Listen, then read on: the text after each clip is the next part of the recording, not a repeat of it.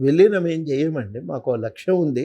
రాజకీయాలను సంస్కరించాలి, మార్చాలి అనేది. దానికోసం మా ప్రయత్నం కొనసాగుతది. మాకో నైతికపరమైన గుర్తింపు ఉంది, బలం ఉంది. కాపోతే ఏందంటే అది ఓట్ల రూపంలో మార్చుకునేటువంటి పరిస్థితి లేదు ఇవాళ. రాజకీయాలే అట్లున్నాయి. కానీ ఏదన్నా సమస్య ఉంది అంటే ఎక్కడికొస్తారు మొట్టమొదట అంటే తెలంగాణ జనసమితి ఆఫీస్‌కొస్తారు.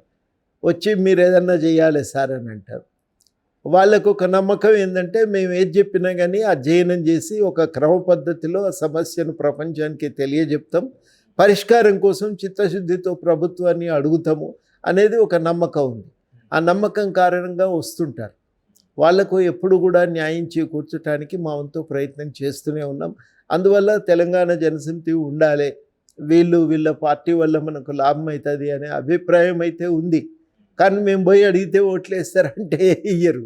ఎందుకంటే ఆ పైసలు అవి వ్యవహారం ఆ లెక్కలు వేరే ఉన్నాయి. అవి అంటే రాజకీయాలు క్షీణించినాయి. ఈ క్షీణించిన సమయంలో ఒక కొత్త రాజకీయాల కోసం మనం ప్రయత్నం చేయటం అవసరం. ఆ పని మేము చేస్తున్నాం. మా పని గదే. ఇక ఆ పని వల్ల మీరు బలాన్ని తూకం వేయదలుచుకుంటే బలం కనబడకపోవచ్చు. రోజు మీడియాలో కనబడటానికి పైసలు వెదజల్లే శక్తి లేకపోవచ్చు. కానీ మీరు కనుక మా ఎంబడి ఒక 2 రోజులు కెమెరా పట్టుకొని తిరిగితే మేము ఏం చేస్తామనేది ప్రపంచానికి చూపిస్తే అందరూ ఆశ్చర్యపోతారు. ఇంత పని ఎట్లా చేస్తున్నారు వీళ్ళు అని. అంత పని చేస్తున్నాం వాస్తవానికి. సరే మిగతాయి మనకు అనవసరం.